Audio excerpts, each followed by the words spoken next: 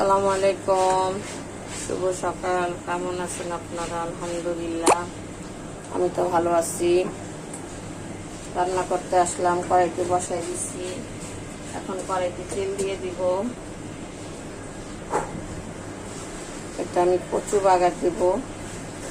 আমার আম্মু কচুটাকে একদম সিদ্ধ করে তো ডিপে এমনি রেখে দিই।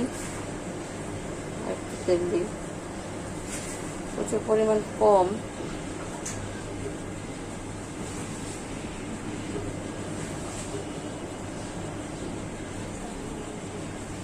গ্যাসের পরিমাণও কম। আমার রসুনটি লাল হয়ে গেছে, যে দেখুন।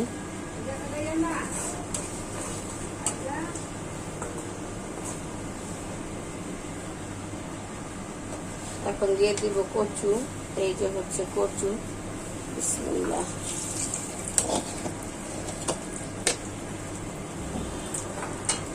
এটা কাঁচামরিচ দিছিলা? এটা হচ্ছে লেবু, লেবুটা দিয়ে দিব।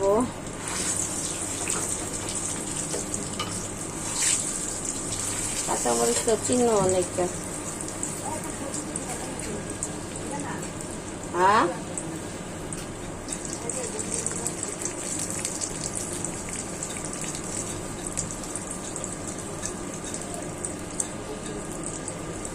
কচুর মধ্যে আপনারা লেবু দিয়ে দিবেন, তাহলে কচু কখনো গলা ধরবে না। আর ভালো কচু হলে এমনি ধরে না, কিন্তু তারপরে একটা রিস্ক নেওয়া দরকার নেই। রান্নার সময় এক পিস লেবু দিলে আর ভয় থাকে না, কচু কখনো গলা ধরবে না। এটা হচ্ছে জিরার গুঁড়া। আমি আরেকটু জিরার গুঁড়া দিব। কালো জিরা আর জিরা আর আদা রসুন তো যখন এটা কষাইছে তখন দিচ্ছেই। আজকে যে তেজপাতাও দিয়েছি। তেজপাতা আমি সবসময় ব্যবহার করি না। অনেক মানুষের প্রতিটা জিনিসে তেজপাতা দেয়, কিন্তু আমার যখন মনে চায় তখন দিই, আর কখনো দিইও না।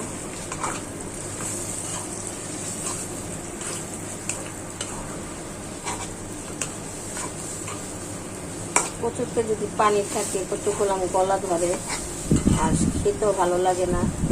কচুতে যাতে এক ফোঁটা পানিও থাকে না, সেরকম করে কচু রান্না করলে কচু খেতে অনেক মজা। আমাদের কচুতে কখনো পানি থাকে না, আর একদম ভর্তার মতন মিহি হয়ে যায়। অনেক মানুষকে দেখি কচু রান্না করে সব আলামি থেকে যায়, পানি থেকে যায়।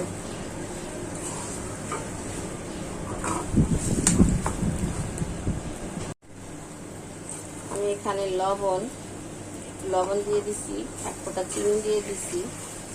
কচুর মধ্যে চিনি দিয়ে খাবেন, দেখবেন কচুর স্বাদ আরো দুগুণ বেড়ে যায়।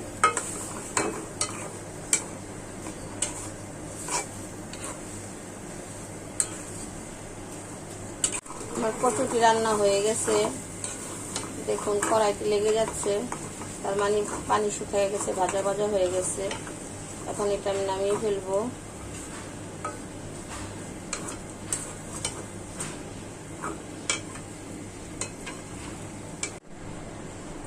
তেল দিয়ে দিচ্ছি। এটা তো আমার আম্মুর তরকারি, এই তরকারি তেল দেওয়া যাবে না, একদম সামান্য তেল দিয়ে রান্না করব। তেলটা গরম হোক। কড়াইয়ের মধ্যে চিংড়ি মাছ দিয়ে দিচ্ছি। দেখুন চিংড়ি মাছটা একটু লাল করে নিচ্ছি। গ্যাসটা একদম সামান্য, আজকে আমি কারেন্টের চুলা জ্বালাইনি, দেখি এটাতে কিরকম রাঁধতে পারি। কিন্তু এখন সময় বাড়তেছে আর গ্যাস কমে গেছে। এখন প্রায় মনে হয় 12:30 বাজে। হ্যাঁ, 12:28, এই জন্য আরো চলে গেছে গ্যাস।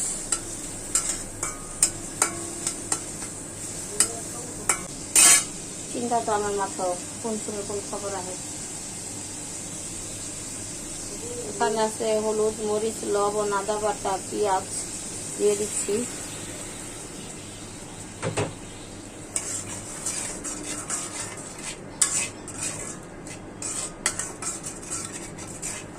মশলাটা কষানো হোক। তারপর আমার মশলাটি কষানো হয়ে গেছে, এখন আমি দুল ছেড়ে দিব।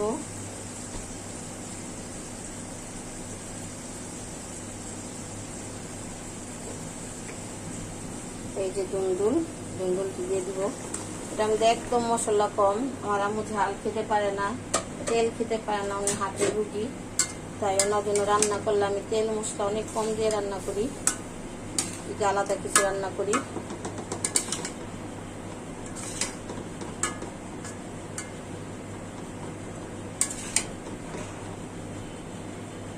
সেটা কষানো হোক, বাকিটুকু পরে দেখাবো।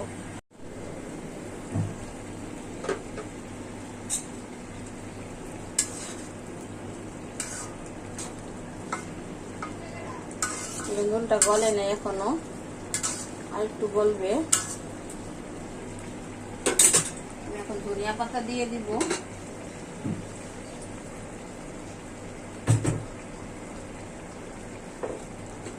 ধনিয়া পাতা দিয়ে দিই, বেড়ালটা সবকিছু মিশে যাবে ঝোলের সাথে।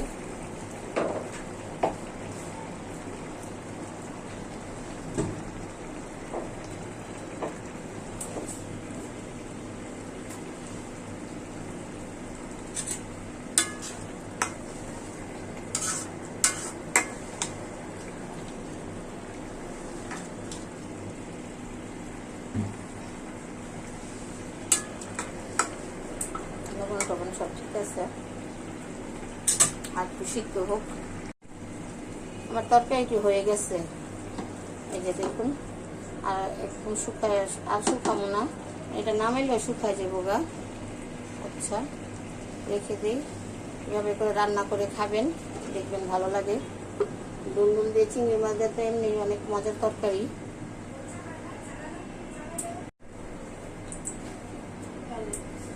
কড়াইটি বসাই দিছি, তেল দিয়ে দিছি, তেলও গরম হয়ে গেছে। এটার মধ্যে আমি পেঁয়াজও ভাজবো। ধানের বড়া বলে, পেঁয়াজও বলে। বিসমিল্লাহ।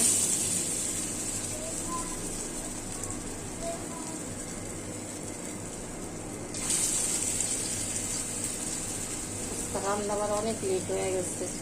এটা যদি রাইখে এখন গোসল করে নামাজ পড়ি তাহলে আরো দেরি হয়ে যাবে, কারণ বাচ্চারা তো নামাজ পড়ার সাথে সাথে খাবার চায়, তখন আর আমি এটা ভাজার টাইম পাবো না।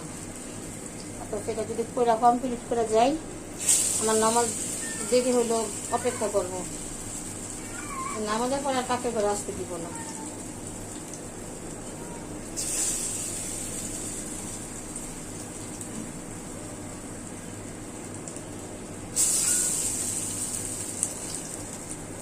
ফ্রাই প্যানের কি একটা স্বভাব খারাপ, যত ফ্রাই প্যানে আমি ব্যবহার করলাম তেল সাইডে আয়া পরে পুরা গোল হয়ে থাকে না। এই কারণে আমি ফ্রাই প্যানে কাজ করি না, রান্না করি এই যে কালো কালো বস্তার কড়াইতে, ওগুলাতে আমি রান্নার শান্তি পাই, এগুলোতে রান্নার শান্তি পাই না।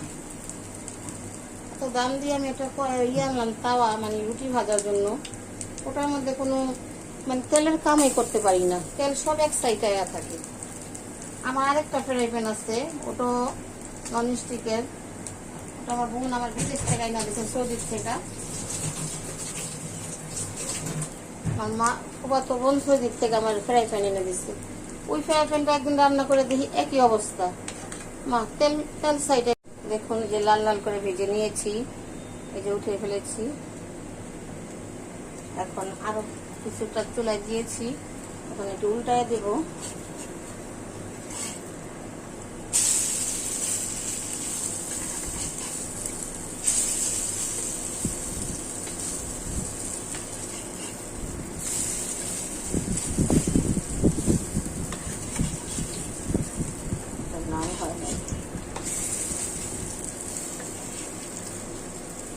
উল্টাও।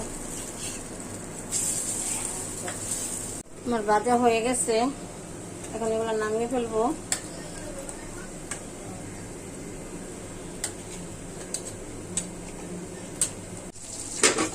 কড়াইটি বসায় দিছি, মাছও দিয়ে দিছি। মাছটা আমি আজকে হালকা ভেজে নিব।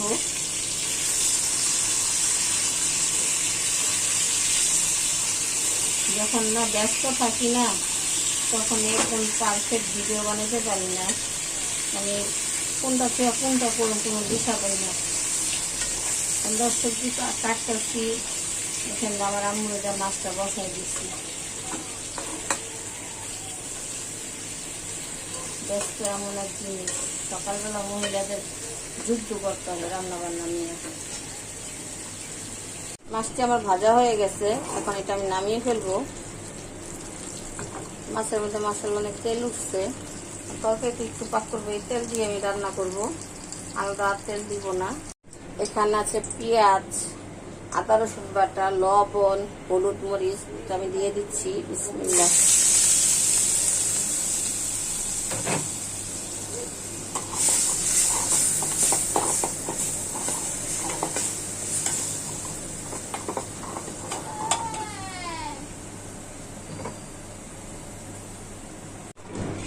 মশলাতে আমি একটু পানি দিয়ে দিছি যাতে ভালো করে কষানো হয়, মশলার গন্ধগুলো চলে যায়।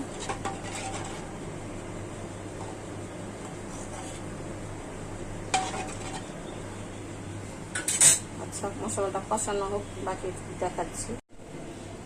আমার মশলাটা কষানো হয়ে গেছে, এখানে আমি পেঁপে দিয়ে দিব।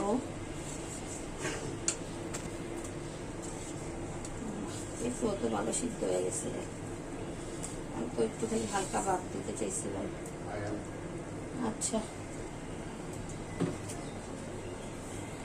এটা বাঁকা লাগে কে?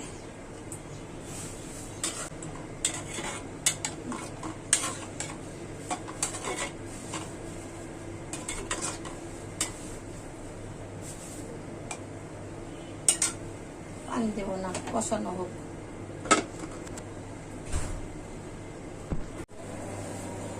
আমার সবজিটিও গলে গেছে, মশলাও কষানো হয়ে গেছে, এখন আমি মাছ দিয়ে দিব। বিসমিল্লাহ। আজান হচ্ছে, কথা তো বলা যায় না।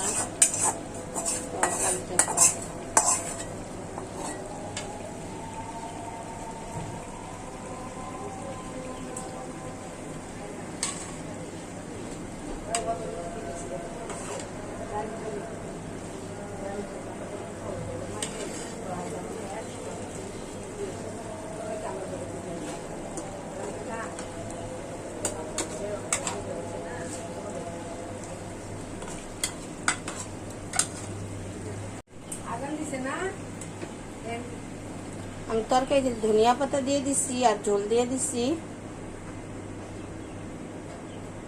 এখন একটা ভালো করে বলক আসলে নামিয়ে ফেলবো, এখনো বলক আসেনি। আজকে আমার পেঁপেটা এমন গলা গলছে, মানে ভালো হয়ে গেছিল। মাশাআল্লাহ, তরকারিটা সুন্দরই দেখা যাচ্ছে, দেখুন সামনে থেকে দেখাই। তরকারিটা কালার, মানে হলুদ মরিচ আমি একদম কম ব্যবহার করছি, মশলা কম ব্যবহার করছি, তারপরেও কালারটা সুন্দরই আসছে। ক্যামেরাতে কেমন আসতেছে জানি না, আমার চোখে আমার ভালোই দেখা যাচ্ছে। আমার তরকারিটা হয়ে গেছে, এখন আমি নামিয়ে ফেলবো। ভিডিওটি ভালো লাগলে লাইক করবেন, কমেন্ট করবেন, শেয়ার করবেন, একটা সাবস্ক্রাইব করে দেবেন প্লিজ। আপনারা সাবস্ক্রাইব করতেছেন না, লাইকও করতেছেন না, আমার একটু স্বপ্নতে পৌঁছাতে পারতেছি না। আপনারা একটু দয়া করে লাইক করে দিয়েন আর সাবস্ক্রাইব করে দিয়েন। আমি ভিডিওতে নতুন আসছি, সবাই স্বপ্ন নিয়ে এই জগতে আসে। আল্লাহ হাফেজ।